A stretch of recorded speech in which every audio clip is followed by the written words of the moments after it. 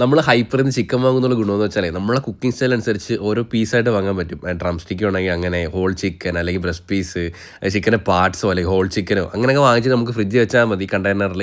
പിന്നെ നമുക്ക് കുക്കിങ്ങിന് ആവശ്യമായിട്ട് ഓരോന്നായിട്ട് ഇങ്ങനെ കഴിഞ്ഞോട്ട് പോയപ്പോൾ 2 ബ്രസ്റ്റ് പീസ് വാങ്ങിച്ചായിരുന്നു. ഇത് എന്ത് ചെയ്യുമെന്ന് ഇങ്ങനെ ആലോചിച്ചിരുന്നു. സത്യം പറഞ്ഞാൽ ഈ ഡിഷിന് പ്രത്യേകിച്ച് നൈമൊന്നും ഇല്ല. വേണമെങ്കിൽ ചിക്കൻ സലാഡൊന്നും ഇല്ലെങ്കിൽ നമുക്ക് ചപ്പാത്തിയിൽ റോൾ ചെയ്ത് കഴിക്കുമോ എന്ത് വേണമെങ്കിലും ചെയ്യാൻ കേട്ടോ. കടയിൽ അങ്ങോട്ട് വെച്ച് 2 മുട്ടയും പൊട്ടിച്ച് കുറച്ച് ഉപ്പും കുരുമുളകും ഇട്ട് ഇളക്കി കൊടുക്കേ. അപ്പോഴത്തേക്ക് നമുക്ക് സവാള നമ്മുടെ ക്യാരറ്റ് കുറച്ച് വേഗം ടൈം എടുക്കുക. അപ്പോൾ കുറച്ച് നേരെ ഇളക്കി കൊടുക്കാം. പിന്നെ നമ്മൾ ഡാർക്ക് സോയ സോസും കുറച്ച് ടൊമാറ്റോ സോസ് വേണമെങ്കിൽ കഴിച്ചാൽ മതി. അപ്പോഴത്തേക്ക് നമ്മൾ എയർ ഫ്രയറിൽ ചിക്കൻ നല്ല അടിപൊളി റെഡി ആയിട്ട് വന്നിട്ടുണ്ട്. ഞാനൊന്ന് ടേസ്റ്റ് ചെയ്ത് നോക്കി. സാധനം ഒരു രക്ഷയില്ല. നമ്മൾ അരമണിക്കൂർ മസാലയൊക്കെ തേച്ച് വെച്ചായിരുന്നേ.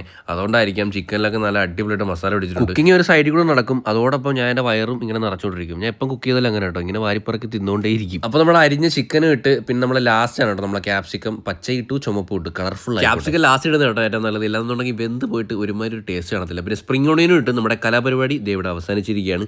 ഇനി നമുക്ക് ടേസ്റ്റ് ഞാൻ പറഞ്ഞതുപോലെ നമ്മളെ റൊമാലി റൊട്ടിയോ നമ്മളെ ചപ്പാത്തിയോ റോൾ ചെയ്ത് കഴിക്കാനും ഇത് സൂപ്പറാണ്. സാധനം ഒരു രക്ഷയില്ലാത്ത ടേസ്റ്റ് ആയിരുന്നു കേട്ടോ.